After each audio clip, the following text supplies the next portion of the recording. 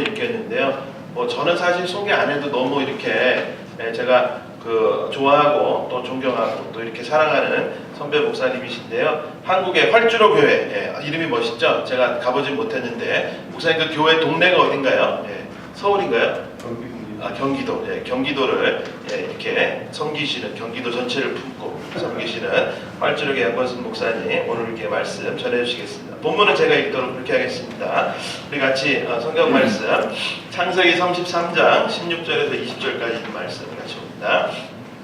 창세기 33장 16절부터 20절까지 있는 말씀 우리 같이 한번 다 같이 읽겠습니다. 같이 시작. 그날로 에서는 길을 떠나 세일로 돌아갔고 야곱은 수콧으로 돌아갔다. 거기에서 야곱은 자기들이 살 집과 짐승이 바람을 피할 무리를 지었다. 그래서 그곳 이름이 수콧이 되었다. 야곱이 paddan-aram을 떠나 가나안 땅의 세겜성에 무사히 이르러서 그 성 앞에다가 장막을 쳤다. 야곱은 장막을 친 그 밭을 세겜의 아버지인 하몰의 아들들에게서 은 100냥을 주고 샀다. 야곱은 거기에서 제단을 쌓고 그 이름을 베레로 이스라엘이라고 하였다.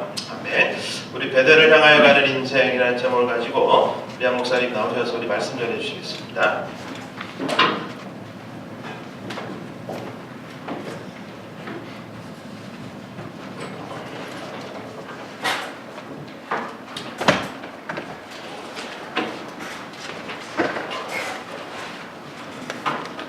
만나 뵙게 되어 반갑습니다.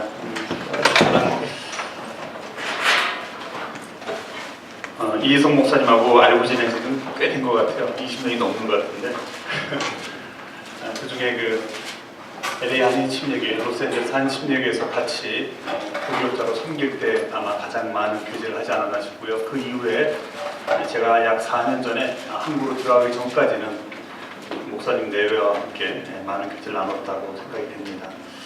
그렇게 사랑하고 또 좋아하는 후배 목사님과 함께 또 만나서 반가운데 또 함께 예배 가운데 말씀을 통해서 은혜 나누기를 또 원해서 부족하지만 말씀을 함께 나누길 원합니다.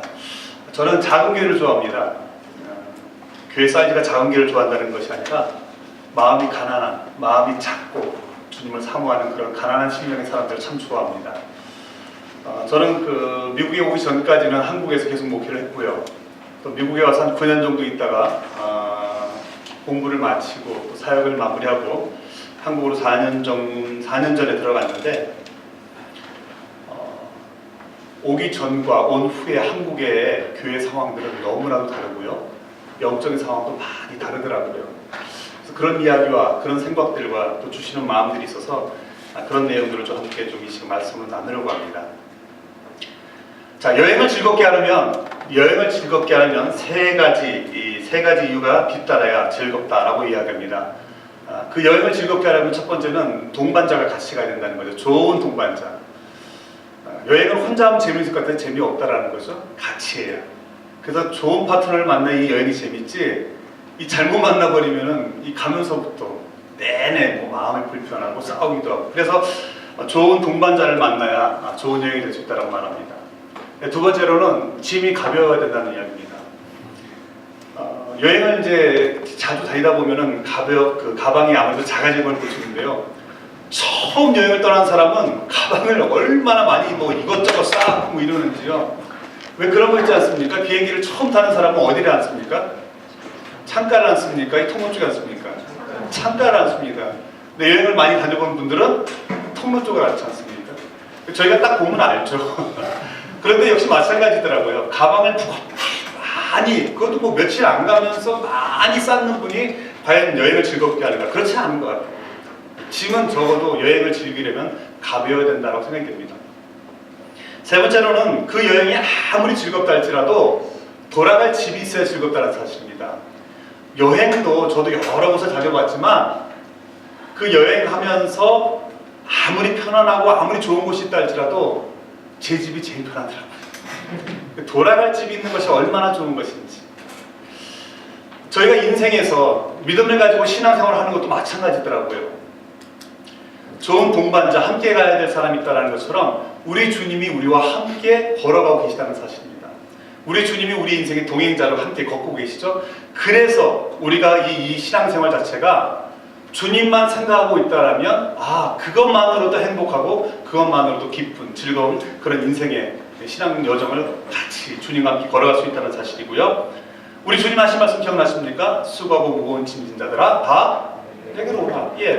그 짐을 대신 지어 주시겠다고 하신 주님 앞에 짐을 내어 드리니 우리의 짐이 가벼워 그 여행이 즐거울 수밖에 없겠죠. 근데 우리가 흔히 그렇지 않습니까? 주님 앞에 뭔가를 맡기는 것처럼 우리가 늘 하고 있지만 정작 맡기지 못하는 일들이 얼마나 많은지 모릅니다. 삶을 살아가면서 많은 분들이 고민, 염려, 근심, 걱정 없지 않아 많은 걸 보게 되어지는데요. 철저하게 살아계신 하나님, 그 주님이 나와 함께 동행하시면서 내 인생의 무거운 짐들을 그 돌아온 세월 속에서, 지나온 세월 속에서 하나같이 다 짐을 져주셨다는 사실을 기억할 때마다 얼마나 힘이 생기는지 모릅니다. 주님과 함께 걸어가는 우리의 인생에서 그 짐마저도 주님이 내가 대신 짐하시니 우리가 얼마나 즐거운 신앙생활을 할 수 있겠느냐라는 사실입니다. 세 번째로는 마찬가지로 돌아갈 우리의 집이 있는 것처럼 우리 돌아갈 본향이 있습니다. 이 땅에 여러분이 영원히 구할 여러분의 삶의 터전이 아닙니다. 돌아갈 곳이 있어요. 돌아갈 본향이 있어요. 그 돌아갈 본향이 있음을 알고 의식하며 살아가는 사람이 어찌 이 땅에서의 삶의 여러 가지 많은 주님과는 상관없는 목표를 향해서 살아갈까? 그렇지 않을 것이라 생각되었습니다. 그렇게 즐거운 여행을 신앙생활을 하기를 원한다면 오늘 본문에 있는 말씀을 통해서 뭔가 우리도 좀 조정이 필요하지 않을까라고 생각해보게 되었습니다. 제가 올 때 그 개혁개정 성경을 갖고 왔는데 미리 알았으면 사무엘 성경을 갖고 왔을 텐데요. 자, 오늘 말씀을 제가 보면서 세 가지 장소를 좀 말씀드리고 싶습니다. 첫 번째는 오늘 본문의 말씀의 33장 16절 다음에 17절에 보시면 야곱은 처음에는 숫곳으로 갔다라고 하는 숫곳. 그 다음에 34장으로 넘어가시면서 이들이 어디로 갔는가? 물론 38절에 나옵니다만은 세겜이라는 도시 이름이 나옵니다. 첫 번째는 숫곳, 어디요? 처음에는 숫곳, 숫곳. 두 번째는 세겜. 그리고 세 번째는 베델이라고 하는 도시 이름이 35장으로 이렇게 연결되어 있습니다. 자, 이 도시를 기억하시면서 오늘 나의 신앙생활 한번 돌아봤으면 하는 마음이 있는데요. 자, 첫 번째 이 숫곳의 이야기부터 좀 말씀을 좀 같이 나누기를 원합니다. 숫곳이라고 하는 것은 제가 주보에도 첫 번째 계시로 기록을 했습니다만 철저한 자기 중심의 삶을 이루는 곳이 숫곳입니다. 오늘 성경에서는 숫곳을 이렇게 이야기했습니다. 17절에 거기에서 야곱은 자기들이 살 집과 짐승의 바람을 피할 우리를 지었다. 그래서 그곳 이름이 숫곳이었다. 그런데 이 개역개정이라든지 옛날 성경을 보게 되어지면 야곱은 숫곳에 이르러 자기를 위하여 집을 짓고 그의 가축을 위하여 우리가를 지었다. 이렇게 말하고 있습니다. 무슨 말입니까? 자기를 위해 살아가는 인생을 말합니다. 자기를 위해서 살아가면서 더불어 자기가 지금 소유하고 있는 짐승을 포함해서 여러 가지 많은 동산, 부동산 이러한 것들을 계속 불리기 위해서 살아가는 인생. 철저하게 자기 중심이에요. 자기를 위하여 무엇인가를 짓고 자기를 위해서 뭔가 투자하는 그런 시대의 모습을 오늘 말씀에서 숫곳에 머무는 모습이라고 말하고 있습니다. 근데 이 말씀을 제가 묵상하는 중에 주님께서 그런 깨달음을 주시는 거예요. 야, 숫곳이 어디 있는지 한번 찾아봐라. 그 지도를 막 찾아봤어요. 그랬더니 숫곳이라는 곳이 이 요단강을 중심으로 요단 동편에 있더라고요. 우리가 소위 말하는 요단 서편이라고 말하는 가나안 땅에 들어있는 도시 이름이 아니라 요단 동편에 있더라고요. 그걸 하나님께서 지도를 보라 하신 이유가 있더라는 거죠. 왜요? 가나안을 주님께서 저에게 야, 이걸 한번 교회라고 생각해보면 어떻겠니? 이런 마음을 주시더라고요. 그러고 보니까 교회 안에 들어온 존재와 교회 밖에 있는 존재와의 차이는 있더라. 무슨 차이요? 철저하게 자기를 위해서, 자기 자식을 위해서, 자기의 인생을 위해서 살아가는 사람이 바로 숫곳에서 살고 있는 사람들이더라 라는 이야기입니다. 자, 이 이야기는 무슨 이야기냐면 오늘 우리가 예수를 믿고 있다, 교회 공동체 안에 들어와 있다 라고 말은 하고 있을지 몰라도 정작 우리의 삶이 숫곳에서처럼 자기를 위해서, 자기의 짐승을 위해서, 내 자녀를 위해서만 살아가는 인생이라 한다면은 이 사람은 혹여 이 공동체 안에 와 앉아있다 할지라도 이 사람은 숲곳의 인생이라는 사실. 오늘 주님께서는 이 숲곳에서 사는 인생을 끝나지 말라고 말씀하고 있습니다. 궁극적인 결론을 미리 이야기한다면 숲곳에 머물지 말고 베델로 올라가라고 주님은 말씀하고 있습니다. 베델로 가라. 어찌하여 너희가 이 땅에 살아가면서 자기를 위해서, 자기 짐승들을 위해서, 자기 자녀를 위해서 그렇게 살아가고 있으면서 정작 말로는 내가 주님을 위해서 살아가고 있는데요? 라고 하는 이런 식의 말을 주님이 결코 원치 아니하신다는 사실입니다. 자, 여기에서 이 숲곳의 이야기를 말씀드리고 나서 저는 바로 그냥 세겜으로 넘어가겠습니다. 세겜이라는 곳은 요단강을 중심으로 동편에서 서편으로 옮겨진 지역입니다. 소위 말해서 교회 공동체 안에 들어왔다라는 이야기죠. 자, 교회 공동체 안에 들어와 있는 이 세겜에서 벌어진 사건이 바로 33장 끝부분부터 34장에 나오는 사건입니다. 이 사건은 어떤 사건입니까? 야곱에게 있어서 12아들이 있었어요. 한 딸이 있었어요. 그 딸은 얼마나 귀하겠어요. 근데 그 딸이 그만 이 세겜 지역에서 그 소위 말하는 세겜 하몰이라고 하는 아들들이 그 땅을 이렇게 소유하고 있었던 것으로 보여지는데 그곳에서 그만 이 사랑하는 딸이 성추임을 당한 거죠. 욕보임을 당한 거죠. 그것 때문에 결국은 이 야곱의 자녀들 중에서 시몬과 레이라고 하는 두 아들이 그 지역에 있는 이 소위 말하는 세겜에 살고 있는 사람들에게 하몰의 족속들이 뭐라고 말하냐면, 자, 만약에 우리의 여동생을 당신들이 당신의 딸로 며느리로 받아들이기 원한다면 우리와 같은 길을 걸어가야 된다. 그것이 무엇이냐면 할례를 받아야 된다. 우리는 할례 받은 민족이기 때문에 너희들이 우리의 딸을 원한다면, 우리의 동생을 원한다면 할례를 받아라. 그래서 그들이 할례를 받고 불과 이틀 3일 만에 가장 고통스러운 시간에 바로 시몬과 레이가 찾아가서 그 족속에 있는 모든 남자들을 다 죽여버리는 사건이 바로 그곳에서 이루어집니다. 그러면서 그곳에 있는 모든 재산들까지 다 탈취해버린 사건이 바로 34장에 나타난 사건인데, 오늘 이 말씀은 세겜에서 이루어진 사건인데요, 이 세겜의 사건을 여러분들이 좀 이렇게 보시면 좋겠습니다. 제가 LA에서 목회하고 있었을 당시에 토렌스에서 있었던 사건을 여러분 기억하십니까? 어느 날 학교를 다니는 아마 제가 기억하는 유스 그룹에 있는 아들이었어요. 이 아들이 어느 날 아버지를 죽였습니다. 그런데 나중에 사건을 알고 보니까 그 아버지는 목사님이셨어요.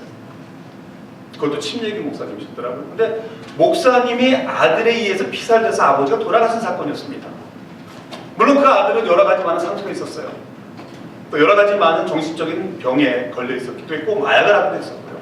그런데 나중에 이 사건 때문에 어떤 것이 이루어지냐면 복음방송에서 목회자 자녀들을 중심으로 다 조사를 하기 시작했어요. 목회들 자녀들 가운데 정말로 예수를 믿고 있는 자녀가 얼마가 되고 그 다음에 구원받은 확신을 갖고 살아가는 자녀가 얼마가 되는지를 쭉 조사를 했는데 놀라운 통계가 나옵니다. 자, 이 캘리포니아 이쪽 지역에 있는 교회에서 아마 조사를 했겠죠. 그런데 그 중에 예수를 믿고 있습니다, 나는 구원받은 하나님의 자녀입니다 라고 진정으로 고백했던 목회자의 자녀의 퍼센테이지가 어느 정도나 될 것이라 생각하십니까? 어느 정도 될 것 같아 보이세요? 목회자 자녀인데 50%요. 네. 많이 쓰신 거죠. 조사 결과 보니까 78%가 예수를 믿지 않는다고 말했습니다. 78%가 믿는다고 해도 이게 지금 어려운 문제인데 78%가 믿지 않고 있다고 말하고 있다는 사실입니다. 제가 왜 이야기를 드린 줄 아십니까? 제가 한국에 돌아가서 또 교수님들이 연결되어져 가지고 대전에 있는 신학교에서 강의를 하고 있는데 이 강의 중에 제가 이제 전도학 강의를 좀 하고 있었습니다. 그런데 이 학생들 중에 반수 정도가요, 제가 그 당시에 이제 한 반을 맡았을 때 그 반이 65명이었습니다. 65명 중에 반이 목회자 자녀더라고요. 이 신학과 학생들 목회자 반이 되는 이 학생들과 더불어 전체를 대상으로 구원에 대한 부분들을 점검하기 위해서 제가 간증문을 쓰게 하고 쭉 복음에 대한 내용들을 전했습니다. 구원 간증문을 써서 내서 쭉 나름대로 정리해 보았는데, 물론 제가 다 그거를 뭐 확실하게 이 사람은 구원받았다 안 받았다 판단할 수는 없지만 기본적인 그들의 고백을 보았는데요, 너무나도 어처구니 없는 일들이 벌어져요. 신학교에 자기가 주님으로부터 부름받아서 왔다라고 하는 사람들은 그렇게 많지 않았고요, 더더군다나 목회자들이 하나같이 뭐라고 하냐면 엄마가 가라고 했어요, 아버지가 가라고 해서 왔습니다. 그냥 이렇게 저렇게 방탕하며 살다가 실력이 없어서요, 갈 대학이 없어서 왔습니다. 이런 고백들이 거기에 다 들어가 있는 거 있죠. 그래서 구원관증을 점검해 봤거든요. 저 역시도 큰 충격이에요. 뭐 퍼센테이지를 굳이 따진다면 한 20%나 될까요?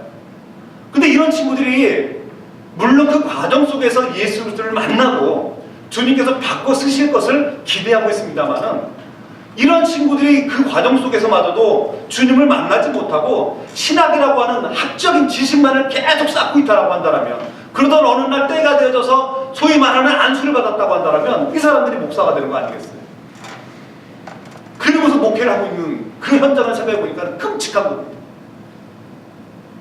오늘 교회 공동체 안에도 마찬가지인 거 아십니까? 크로스포인트 교회 안에 있는 모든 성도들이 진정으로 천국에서 다 만나뵐 수 있기를 원합니다. 네. 그럼에도 불구하고 이 중에 그 어떤 분은 천국에서 만나지 못할 분이 있다라면 이것만큼 안타까운 게 어디 있겠습니까? 많은 분들이 착각을 합니다. 교회 공동체 안에 들어와 있기 때문에 당연히 천국 간다고. 아니요. 예수를 만나지 못한 분들이 얼마나 많이 있는지 아십니까?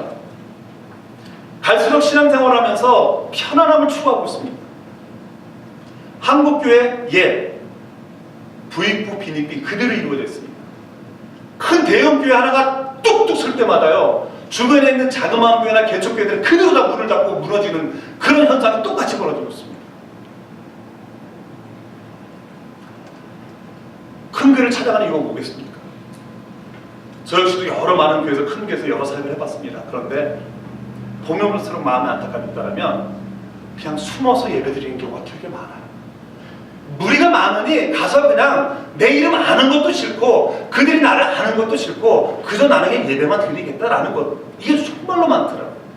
그리고 예배드리고 가요. 그리고서 뭐라고 말하는 줄 아십니까? 나는 그저 주일날 예배는 드렸는데요, 그리고 주일 예배드리는 것이 내가 주님 앞에서 내가 할 일은 다 했는데 라는 식으로 이야기하고 있다는 게 가장 큰 안타까움이고 아픔이더라는 얘기입니다. 예수 그리스도로 말미암아 우리 가운데 주신 평안함을 누리는 것이 우리의 목표, 우리의 삶의 한 방향이 아니라 인간적인 편안함을 추구하고 있는데, 이것이 교회 공동체 안에서도 마찬가지더라는 얘기죠. 신앙생활 복잡하게 하고 싶지 않아요. 편안하게 하고 싶어요. 그래서 찾아가는 곳이 자꾸 소위 말하는 큰 교회, 대형 교회더라라는 이야기입니다.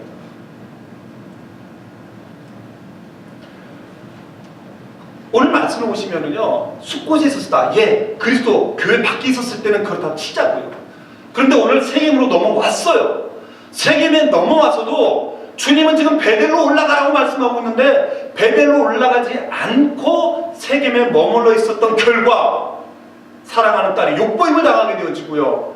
또 야곱의 아들들은 그들을 다 죽이는 살해를 범하고 맙니다.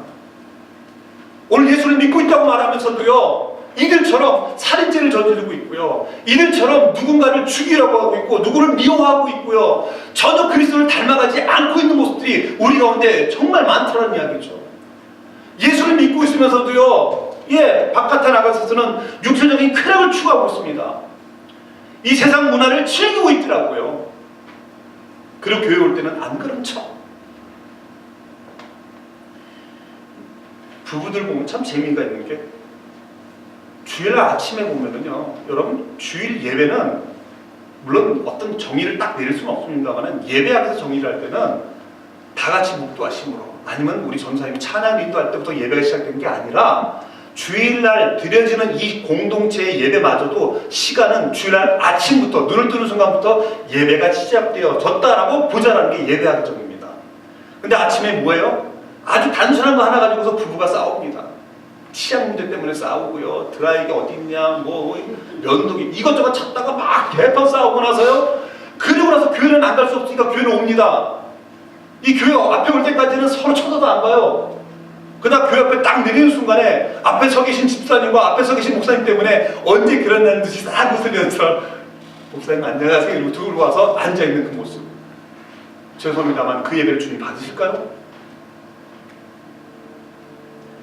주님이 받으실 예배를 드려야 되는 겁니다. 물론 이곳에 들어와서 예배하는 자체가 더 좋겠죠. 그러나 주님께서 우리 가운데 그 주일날 아침부터 악한 영은 계속해서 우리를 공격하고 있다는 사실입니다. 사단의 이름 중에요. 악한 사단의 이름 중에 디아블로스라고 하는 이름이 있어요. 디아라는 말과 말로 벌로스라는 말 두 단어가 합쳐진 건데요. 디아라는 말은 영어의 비트윈이에요. 뒤에 있는 단어는 발로라는 단어는 뚜루라고 하는 던지다. 그러니까 마귀가 하는 짓이 뭐겠습니까? 그 사이에다가 돌 던지는 게 마귀의 이름이고 마귀가 하는 짓이에요. 그 얘기 뭡니까? 부부의 관계 깨트리기 위해서 돌 던지는 게 마귀가 하는 짓이고요. 교회 공동체에서 저 인간만 우리에게 없으면 좋겠는데 라고 하는 그 관계 속에서 돌 던져서 관계를 깨트리는 게 마귀가 하는 짓입니다. 예배는 주일날 아침부터 시작되었다는 사실이에요. 그렇기 때문에 그날 속지 않으셔야 된다는 이야기죠. 많은 분들이 근데 속고 그리고서 그렇게 대판하고 와서도 교회에서는 아닌 척. 그런데 여기서 한 걸음 더 나아가서 이런 말씀을 드리고 싶어요. 지금 한국교회의 현실을 보면은요, 너무 안타까운 게 미국도 솔직히 마찬가지입니다만은 청년 그리스도인이 된 크리스찬 청년 퍼센테이지를 3% 얘기하더라고요. 충격받았어요. 어떻게 청년의 숫자를 3%로 정의하고 있는지. 저희가 한참 대학 다닐 때 캠퍼스에요. 선교단체들이 우글우글 됐고요. 그 선교단체들이 곳곳에서 복음을 전했는데요. 지금요, 전하지도 못할 뿐만 아니라 선교단체들의 그 숫자가 다 하얀 곡선인 거 아세요? 숫자가 막 다 줄어들었어요. 그리고 아예 공개적으로 못하게 만들어요. 하다못해 미션 스쿨이라고 하는 대학마저도요. 한국교회가 지금 많은 사람들이 말할 때 큰 교회들이 참 많이 있죠. 네, 나름대로 교회가 커졌고 여러 가지 많은 영향을 미치고 있지만 정작 성도들은 갈 방향을 모르고 있습니다. 한국교회가 지금 어떤 위치에 있는지 이건 주님 앞에서 정말 심각한 상태예요. 한국의 지금 교회의 현실 중에 하나의 예를 들면 너무나도 안타까워서 하는 말씀인데요. 목회자가 교회에 부임하기 위해서 청빙 광고가 나오잖아요. 광고 나오면은 거기서는 얘기가 안 되는데 나중에 뭐라고 하냐면 우리 교회 오시려면은 한 2억은 갖고 오셔야 되는데 저희 교회 오시려면 3억 갖고 들어와야 되는데요. 여러분 그게 제가 미국 들어오기 전하고 후의 모습이 되니까요. 차이가 확 차이가 나는데 한 번은 어떤 목사님이 전화가 와서 어느 후배한테 그런 얘기를 하더래요. 야, 교회가 나왔어. 그래서 그 후배가 어디냐고 그랬더니 경기도 어디에 있는 교회래요. 그래서 막 주소를 찾아봤더니 동네도 없더래요. 그냥 길가에 예배당 하나 가건물로 지어있고 그 옆에 사택이 하나 지어져 있대요. 그래서 이 후배가 물어봤대요. 목사님, 교회는 몇 명이나 돼요? 한 명도 없어? 에? 근데 어떻게 거기 가라고요? 야, 그래도 건물만 있어 빨리 가야 돼. 그러면서 그 다음 말이 뭐라고 하는 줄 아십니까? 거기는 1억 달러더라. 여러분 이게 지금 교회 현실이에요. 여러분 심각해요. 이게 누구 문제입니까? 죄송하지만 목회자들 문제예요. 목회자들 문제이고 지금 정말 하나님 살아계심 앞에서 살지 못하는 신앙인들의 모습이에요. 오늘 바로 이 세겜 땅의 모습이 바로 그런 겁니다. 신앙생활 하면서도요 적당히 하고 있습니다. 내가 원하는 방식대로 신앙생활을 하고 있어요. 하나님이 원하시는 방식이 아니더라고요. 내가 원하는 방식대로요. 생각보다 많은 사람들이 신앙생활하면서 얼마나 시시하게 그리고 적당히 신앙생활하는지 모르겠고요. 좀 더 나아가서는요 믿는 척하는 사람들까지 얼마나 많은 줄 아세요? 믿는 척이에요. 척. 이번에 장로님하고 권사님이 생명의 삶을 하셨다니까 생각이 납니다만 제가 한국에 돌아가자마자 첫 번째 교회에서 사역을 하면서 생명의 삶을 먼저 가르쳤어요. 같이 나누다 보니까는요 제가 갔던 게 장로님이 4분 계셨거든요. 장로님들마저도 생명의 삶을 공부하다 보니까 죄송합니다. 아니에요. 구원의 확신도 없어요. 정말. 나중에 당신 스스로 고백하더라고요. 저는 그냥 교회가 세워질 때에 좀 돈이 있었다는 이유만으로 난 장로가 됐습니다. 당신 스스로 말하더라고요. 그리고 구원의 확신 없대요. 근데 그걸 교인들 앞에서 제가 어떻게 오픈할 수 있겠습니까? 그럼에도 불구하고. 그래서 그 생명상 공부하면서 거기서 다시 다 점검하고 다시 세워드리고 이분이 말씀 안에 쓰고 나니까 얼굴빛이 나가지더라고요. 여러분 지금 목회자, 뭐 장로, 직분 있는 분들도요 그냥 주님과는 상관없이 세워주고 있어요. 이게 교회 공동체 모습이라 한다면 우리 주님이 얼마나 통탄하시겠습니까? 오늘 말씀해 보시면 이 할례라고 하는 것은 이스라엘 백성들에게, 그 특히나 남성들에게 너는 나의 자녀다, 내가 너는 택한 백성이다라고 하는 하나의 큰 의미이고 축복의 어떤 표시 아니겠습니까? 근데 그 할례를 오히려 이 시므온과 레위는 상대의 사람들을 죽이는, 잘못했다 할지라도 그들을 죽이는 도구로 사용했다라는 이야기예요. 무슨 얘기입니까? 우리가 하나님의 자녀된 것이 얼마나 크고 놀라운 은혜이고 큰 복인데 이것을 가지고 하나님 앞에서 내가 그런 주님의 핏값으로 나를 사셨으니 나는 예수님의 핏값이 지불된 예수님 짤이라고 하는 그런 값어치가 있는 존재인데 그 존재에 걸맞는, 값어치에 걸맞는 삶을 살지 못하고요 예수님의 자녀되었던 것을 오히려 이용해가지고 살아가는 사람들이 더 많다는 이야기죠. 죄송합니다만 한국도 마찬가지였고요. 제가 미국에 가서 9년 동안 있으면서 보았던 것이 다 그런 거였었어요. 주님 만나려고 오지 않더라고요. 내 사업에 좀 더 많은 소위 말하는 손님들을 끌기 위해서 교회 오는 분도 솔직히 많이 봤어요. 우리 주님이 나를 위해서 죽기까지 그렇게 사랑하셨고 내 핏값을 너를 삼으로 내 핏값을 지불했다라고 말씀하신 예수님의 핏값이라고 하는 예수님 짤이에요. 우리는 시시 한 100원짜리 뭐 10만 불짜리 100만 불짜리 그런 존재가 아니라 예수님의 핏값이 지불된 예수님 짤의 값어치 있는 존재라고요. 우리는 그럼 그 값어치에 걸맞는 삶을 살아가야 되는 우리가 오늘 지금 세겜 땅에 머물러 있으면서 지금 어떤 삶을 살고 있냐는 거예요. 여전히 육적인 문제에 걸려 있고요. 여전히 주님을 닮아가는 것을 바라보지 못하고요. 지금 나를 괴롭게 하는 저 인간부터 제발 제거했으면 좋겠고 저 인간부터 없었으면 좋겠다고 이렇게 말하는 사람들이 얼마나 많은지 모른다는 얘기입니다. 이런 말씀 들어보셨습니까? 들판에 있는 쥐가 먹을 것이 없어서 굶어 죽었다. 이해가 될 수 있습니다. 그런데 곡간 안에 있는 쥐가 굶어 죽었다라는 말을 어떻게 받아들이시겠습니까? 말을 바꿔본다면요. 예, 그래요. 교회 공동체 밖에 주님을 알지 못하는 사람들이 죽어간다. 이해가 될 수밖에 없지만 오늘 교회 공동체 안에서마저도요. 주님 만나지 못하고요. 여기서 지금 죽어가는 영혼들이 있다는 것이 오늘 교회 현실입니다. 어디 이 땅에 있는 어느 교회가 완전한 교회가 있어요. 어떤 교회가 완벽한 교회가 있어요. 저 역시도 얼마나 부족한 면이 많겠습니까? 그런데 주님이 저를 쓰시는 이유는 한 가지더라고요. 저의 단점을 보신 게 아니라 저의 장점 하나 때문에 저를 쓰시더라고요.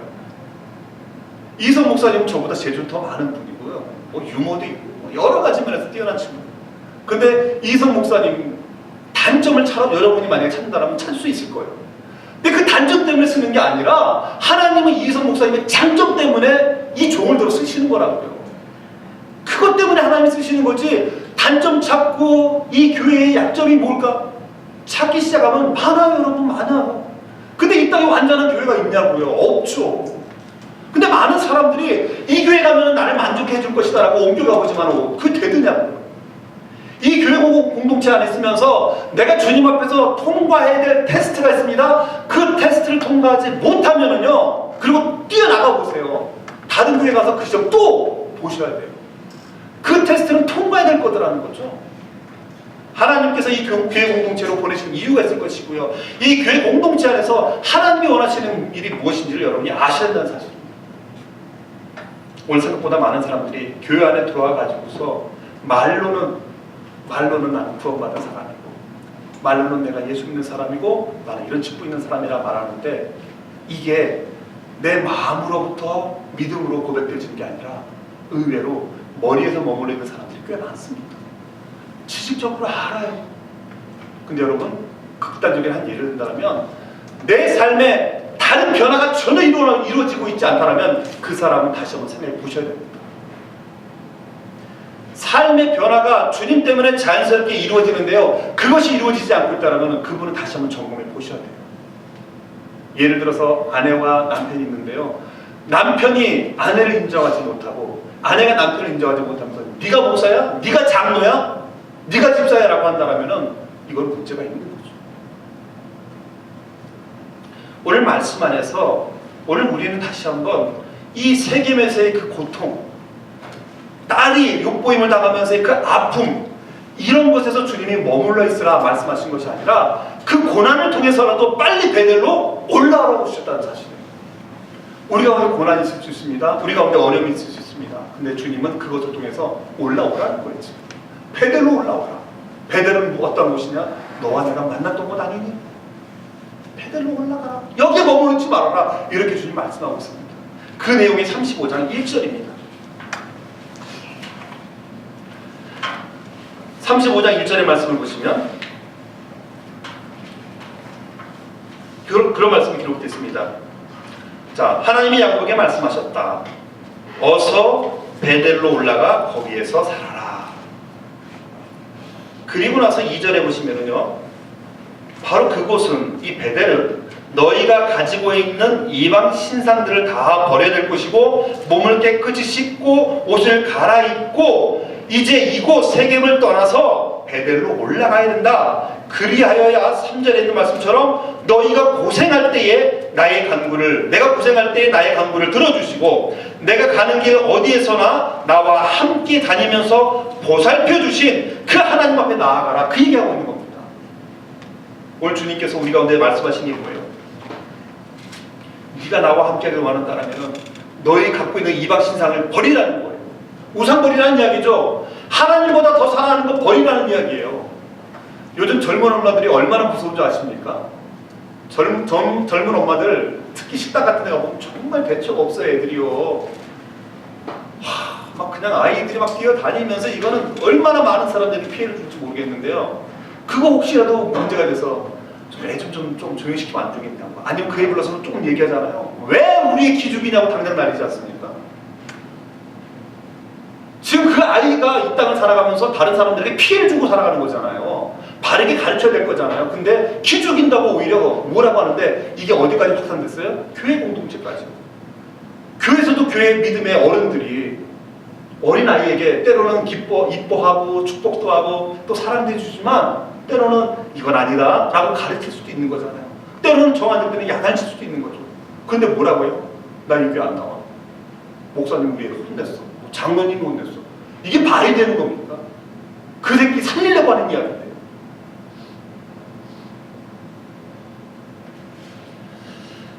오늘 이방 신상을 버리라는 거예요. 하나님보다 자신을 더 사랑하는 존재가 아니라는 겁니다. 저희 아이들이요, 제가 미국에서 있다가 한국에 돌아가는 바람에요, 이 아이들 3명이 여기 고사에 남았어요. 그때 큰애만 대학생이었고요, 저희 둘째 고등학교 다녔고 막내가 중학교 다녔을 때 했었어요. 저희 아내가 1년 동안 힘들어하더라고요. 애 셋을 다 놓고 한국에 들어갔으니 애들이 그렇다고 누가 뭐 돌보줄 만한 사람도 마땅치 않아. 근데 아이들이 어느 날 그런 얘기가 들리는 거예요. 큰 놈은 대학교에 그 기숙사에서 나와가지고 썸머하는 동안에 있을 곳이 없어가지고 차 안에서 잤다는 거예요. 그것도 페퍼다임을 다녔는데 그 바닷가에서 차 안에서 잤다 그러니까 얼마나 추웠겠어요. 그 얘기 들으니까 이게 그냥 저희 아내가 걱정이 난 거죠. 원래 둘째 아이는 쓰러졌대요. 왜 쓰러졌냐 했더니 굶어서. 이런 얘기 들려오는데요, 엄마의 마음이 얼마나 찢어지게 아프겠어요. 근데 정확히 1년 후에 이 아이들을 보았거든요. 저희 아내가 놀라더라고요. 그러면서 뭐라고 고백할 줄 아십니까? 비록 아픔도 있지만 내가 키우면 될 줄 알았는데 내가 키우지 않아도 하나님께서 이 자녀를 더 잘 키워주셨다라고 고백을 하더라고요. 그 아들이 오늘 보니까, 요번에 와서 보니까 대학을 졸업했고요, 둘째가 지금 대학 다니고 막내가 지금 11학년이거든요. 하나님이 키워주시더라고요. 하나님 우리 자녀 키워주셨고요, 저는 제가 할 일을 하는 건데 이 자녀마저도 제 자녀가 어느 날 보니까 아니더라고요. 하나님이 맡겨주셨던 거죠. 잘 관리해서 드려라. 그거더라고요. 어느 날 자식들이 이제 아플 때 우리 그런 거 경험한 적이 있습니다. 목회자에게 찾아와서 목사님 우리 애가 아파요. 기도 좀 해주세요. 물론 이제 그 자녀를 위해서 기도합니다. 그런데 문제는 뭔지 아십니까? 의외로 많은 분들이 그 자녀를 위해서 목사에게 기도해달라고 오는 믿음까지는 좋은데 자신들은 기도하지 않는 거 아십니까? 엄마 앞에서 기도하지 않아요. 오늘 많은 젊은이들이, 많은 청소년들이 고등학교를 졸업하면서부터 믿음으로부터 떠나는 이유가 뭔지 아십니까? 놀라운 것이 바로 그거예요. 내 엄마, 내 아버지가 믿는 그런 하나님 나는 안 믿겠다라는 겁니다. 가정에서 보았거든요. 내 어머니를 보았고 내 아버지를 보았습니다. 근데 저분들의 삶의 모습을 볼 때 적어도 교회에서는 어떤지 모르겠지만 가정에서 볼 때 내 아버지, 내 어머니 신앙은 정말 신앙인이 아니다. 이러기 때문에 아이들이 안 믿겠다라는 거예요. 떠나는 겁니다. 여러분. 다른 데 문제 있는 거 아니죠. 내 자녀가 아플 때 얘 문제 있죠. 근데 그 자녀를 위해서 기도하는 것이 일단 목회자의 영역이기 전에 여러분들의 영역이더라고요. 무엇인가 나에게 어려움을 주실 때는 반드시 그 의미가 있더라고요. 근데 그 의미를 내가 주님 앞에 주님 이 고난은 이 의미는 무엇입니까? 라고 말씀드리기보다는요. 많은 사람들이 야 이런 하나님 싫어 이런 고백이 더 많은 거 아십니까? 바울이 자기 인생에 있어서 세 가지 육체의 가시가 있다고 했어요. 그 육체의 가시가 있는데 육체의 가시를 주님 앞에 말씀드리죠. 세 번씩이나 주님 이 육체의 가시를 뽑아주십시오. 제거해 주십시오. 물론 그 육체의 가시가 무엇인지는 정확하지 않더라고요. 안질이라고 하는 분도 계시고 간질이라고 하는 분도 계시고 여러 이야기가 됩니다. 그런데 주님은 뭐라고 말씀하십니까? 네 은혜가 족하다. 그 다음부터는 바울이 단 한 번도 주님 앞에 이거 제거해달라고 기도한 적이 없어요. 우리에게 있어서 고난? 예, 힘듭니다. 근데 그거 없다면 우리가 주님을 의지하지 않고 주님 바라보지 않을 거 아시니까 때로는 허락하시더라고요. 바라봐야죠. 그래서 주님은 일어나서 베델로 올라가라고 말씀하시는 거예요. 베델에 올라와서 나와 함께 교제하자. 나와 함께 만나자. 언제까지 그렇게 너만을 위해서 살아갈 것이냐 이렇게 말씀하고 있는 것이 오늘 이 베델에서의 모습입니다. 말씀 일단 정리하겠습니다. 오늘 우리가 주님 앞에서 정말로 베델의 신앙이 되길 원한다면 순간순간 우리 자신을 돌아보셔야 돼요. 내가 죽지 않는 한, 내가 십자가에 주님과 함께 못 박혀 있다는 사실을 계속적으로 바라보지 않는 한 저희는 그 자리에 머물 수밖에 없는 존재라는 사실입니다. 오늘 우리가 이 땅을 살아가면서 정말 적당히 신앙생활을 하지 않길 바랍니다. 여러분, 목회자만이 아니라 주님이 부르신 구원받은 백성들은요 생명 걸고 신앙생활을 할 의무가 있더라고요. 생명 걸고 하셔야 돼요. 이 땅에 무슨 소망이 있으세요? 곳곳에 사건, 사고, 난리. 예, 주님이 언제 오실지는 저도 모르겠어요. 그러나 되어져가는 꼴을 보면은요, 예, 주님 오실 수밖에 없을 것 같아요. 그 한국 땅의 부흥이 지금 완전히 물들어, 완전히 그냥 저조하게. 더더군다나 여러분, 과거에 1200만 이야기했었죠. 1200 한국에 1200만 기독교. 여러분 지금 통계는 700만 나와요. 700만. 그 700만 중에 다 700만이 진짜입니까? 그럼 500만이 다 어디로 간 거예요? 놀랍게도요 300만 정도가 200만은 캐톨릭으로 갔고요 300만이 다른 데가 또 아닌 우리가 소위 말하는 신천지 하나님의 교회 이단으로 사이비적으로 다 빠진 거 아세요? 과거에 기독교가 한참 한국에서 복음을 막 선포하고 전도하고 다닐 때 전도했던 방법도 있지 않습니까? 그 전도하는 방법을 누가 다 쓰냐면 지금 신천지가 다 쓰고 있어요. 신천지가 다 뺏어갔어요. 왜요? 교회가 안 하니까. 그러다 보니까 어떤 현상이 벌어지냐면 교회에서 누가 복음 전하려고 하면은요 혹시 신천지 아니세요? 이렇게 되는 거 아십니까? 다 뺏겼어요. 신천지요? 예, 많은 사람들이 몰려갔고요. 지금은 신천지가 어느 정도냐면은 교회 앞에 와 있어요. 주일날도. 그래가지고 와가지고 딱 대놓고 거기 대놓고 그래요. 목사님 우리하고 한번 좀 대화 좀 해봅시다. 우리가 얘기해서 우리가 틀린지 당신 틀린지 얘기해보자. 뻔히 틀린 거죠. 근데 목사님이 주일날 그거 반응하겠어요? 반응 안 했더니 뭐라고 해요? 거봐. 목사님 실력도 없고 야 이런 분이 무슨 목사 이러면서 바깥에서 막 공격을 해야 되는데 대놓고 해 지금은. 하나님의 교회요? 여러분 어떻게 장필자라고 하는 여자가 언제부터 하나님 그렇게 만드셨다고 어머니 하나님이에요. 어머니 하나님. 자기 남편 죽고 나니까는 이 여자가 자기가 하나님 돼가지고요 어머니 하나님이더래요. 그러면서 이론적 말은 그렇죠. 이성적으로 어떻게 남녀가 아닌데 어떻게 애가 태어나냐 뭐 이러면서 하나님이 남성만 있었겠느냐 이렇게 만들어가지고요 지들이 스스로 하나님이라고 자칭하고 있고요.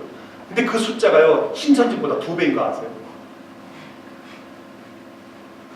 지금 이게 한국교회 현실인데요. 여기는 안 들어와 있냐고요. 여기도 지금 하나님의 근처에서 잘 모르겠어요. 근데 신천지 들어와서 판치고 있잖아요.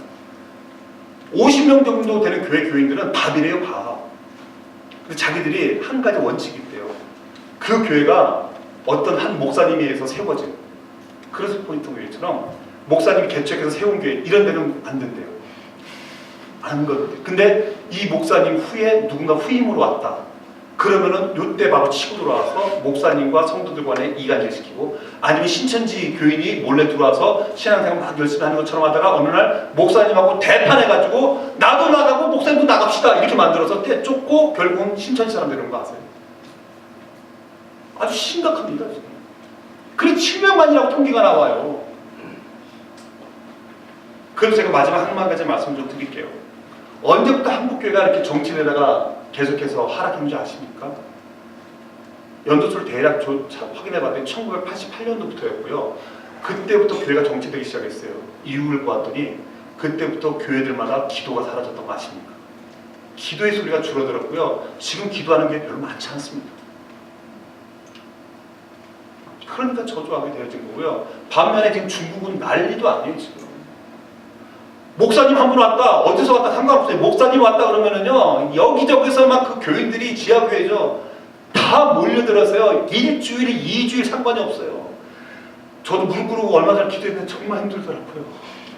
근데 이분들은요, 아침부터 저녁까지 무릎 다 꿇고요. 막 얼마나 사모하는지. 거기 있는 그 가정교회, 소속교회 리더들이 다 집사님들이에요, 여러분. 그런데 그 교회들이 그렇게 살아 역사하는, 지금 중국에 놀라운 변화들이 이루어지고 있어요. 그래서 목회자 중에 어떤 분이 그런 얘기까지 하더라고요. 촛대를 하나님께서 옮겼다.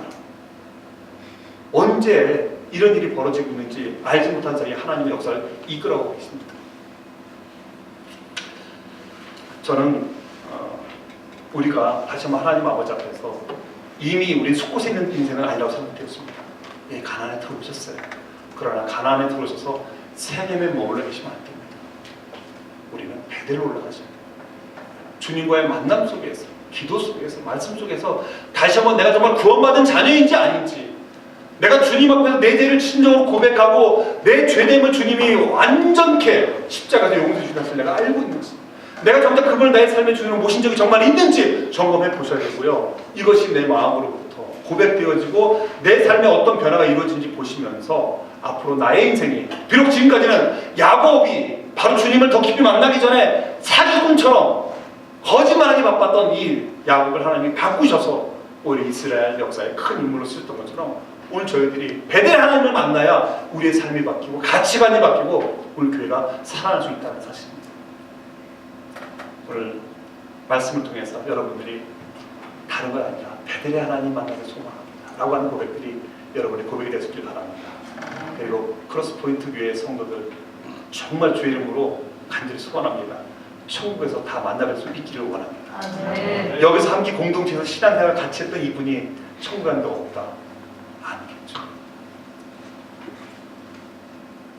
그래서 여러분들이 이곳에서 나를 보내신 이유가 무엇인지, 이 공동체에서 나를 무엇을 주님께서 알게 하기를 원하시고 뭘 깨닫게 하기를 원하시고 내가 주님 앞에서 어떠한 존재를 서기를 원하시는지 다시 한번 점검하시고 이 교회 공동체를 통해서 교회를 세워주신 본질이라고 말하는 그 교회의 본질인 영원의 사역 앞에 우리 모두가 다시 한번 새 소원을 가지고 주 앞에 달려나아갈 때에 베델의 놀라운 역사가 이 교회 공동체 속에 이루어질 줄로 믿습니다.